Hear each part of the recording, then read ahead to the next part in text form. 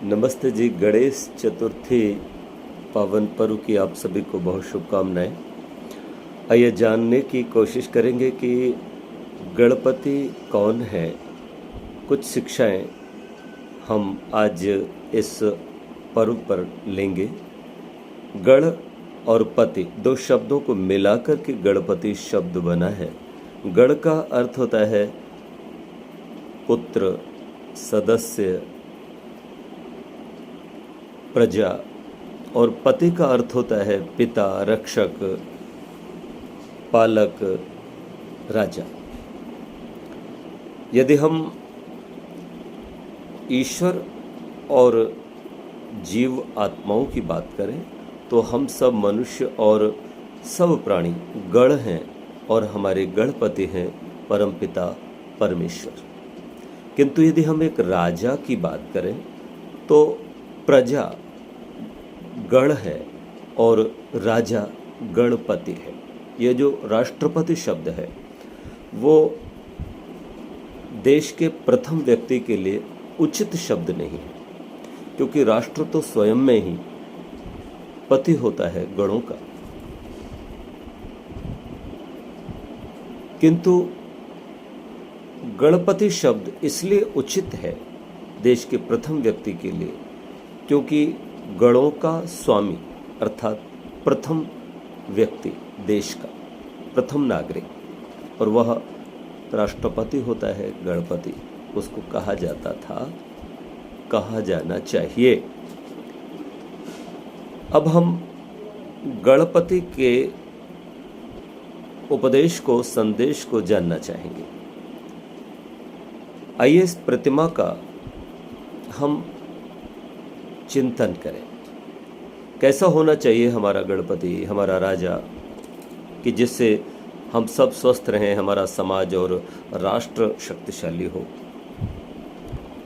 तो किसी विद्वान ने कभी कल्पना की और उसने एक काल्पनिक चित्र बनाया और चित्र बना करके उसने संदेश दिए कि एक गणपति को हाथी का सिर, कान बहुत बड़े बड़े होना चाहिए, अर्थात उसकी श्रवण शक्ति बहुत बड़ी होना चाहिए।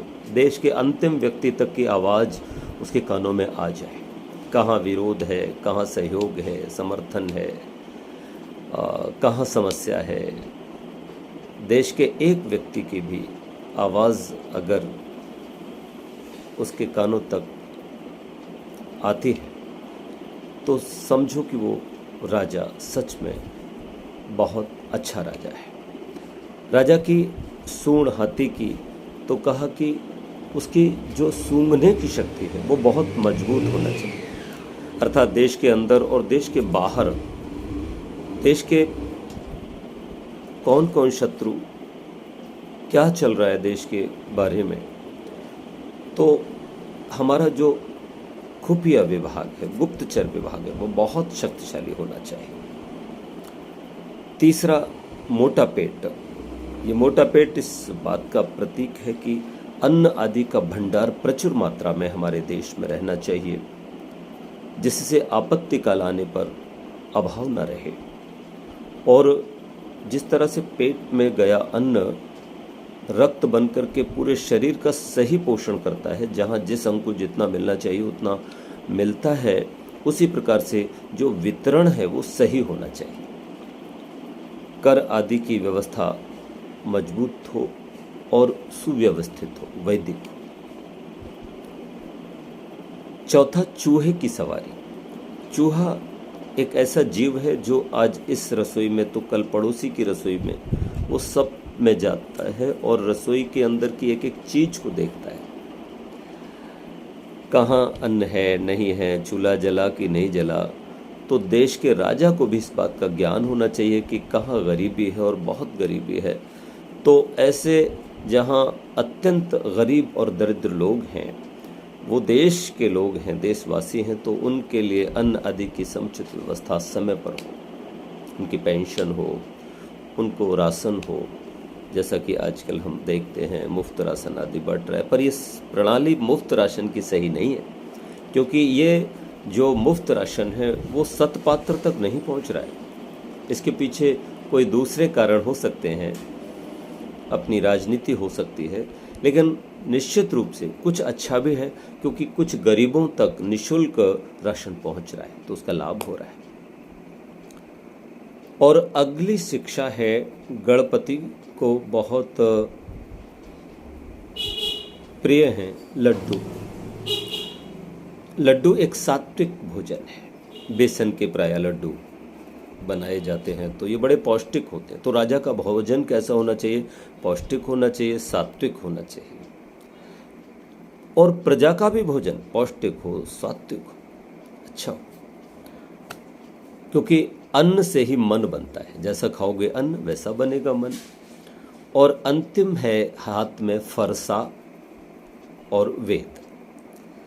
तो वेद एक हाथ में है, ये संदेश दिया जा रहा है कि बिना ज्ञान के, बिना इल्म के, बिना विशेष नॉलेज के कभी भी कोई समाज, कोई देश तरक्की नहीं कर सकता। इसलिए देश के अंदर प्रत्येक व्यक्ति को सही ज्ञान सब विषयों का दिया जाए, अर्थात विद्यालय और जो भी शिक्षा के केंद्र हैं वो बहुत शक्तिशाली हों, और उनमें वास्तविक रूप में, जैसे अमेरिका, जापान, जर्मनी आदि में शिक्षा दी जाती है विद्यालयों के माध्यम से, वैसे ही सही शिक्षा दी जाए और निःशुल्क शिक्षा दी जाए। ये राजा का प्रथम कर्तव्य है। और राजा भी अपने ऐसे मंत्री अपने साथ रखे जो उसको सही ज्ञान दे करके देश को सही दिशा में ले जा सकें, वो सही निर्णय कर सकें। और फरसा इस बात का प्रतीक है कि बिना शस्त्र के भी कभी कोई व्यक्ति निर्भय नहीं हो सकता, और देश को सुरक्षित करना है तो शस्त्र बहुत मजबूत होना चाहिए, अर्थात हमारी रक्षा प्रणाली बहुत मजबूत होना चाहिए, हमारी सेना बहुत मजबूत होना चाहिए। और इस तरह से यदि हम गणपति का, प्रतिमा का दर्शन करके चिंतन करें और ये विचार अपने अंदर लें, जो कि एक प्रकार से वेद के ही विचार हैं, इस प्रतिमा के माध्यम से हमको मिल रहे हैं, तो हमारा गणपति पर्व मनाना बहुत सार्थक हो जाएगा। मैं आचार्य संजीव रूप आप सबका बहुत बहुत धन्यवाद करता हूं, और चाहता हूं कि आप सब गणपति पर्व को इस रूप में मनाइएगा। बहुत बहुत धन्यवाद।